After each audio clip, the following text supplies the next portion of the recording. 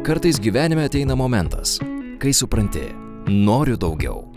Daugiau prasmės, daugiau atsakomybės, daugiau galimybių padėti kitiems. Niekada nevėlu siekti savo svajonės ir ją įgyvendinti, sako 32 metų Vytautas. Dar prieš keletą metų dirbęs kalėjimų tarnyboje. Šiandien jis mūsų komandos dalis. Esu Vytautas, man 32, 8 metus esu policijos pareigūnu. Dirbu imuniteto valdyboje. Mano darbas labiau ne viešo pobūdžio lyginant su patruliais. Netenka tiek dažnai būti gatvėse, bet tikrai nėra monotoniškas. Esame kaip tam tikras policijos veiklos kontrolės mechanizmas ir rūpinamės, kad mūsų pareigūnai veiktų teisėtai.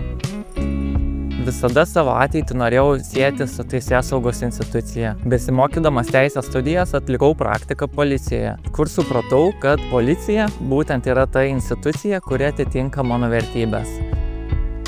Baigus teisės studijas, nebuvo galimybės įsidarbinti policijoje, įsidarbinau Lukiškių tardymo izoliatorių kalėjime. Kalėjime pradirbau apie 1,5 metų. Bedirbant atsirado galimybė sudalyvauti policijos organizuojamuose įvadiniuose mokymuose. Po 3 mėnesių juos baigęs tapau policijos pareigūnu. Perėjus į policijos komisariatą dirbti, mane kolektyvas priėmė draugiškai ir papildomai suteikė trūkstamų žinių.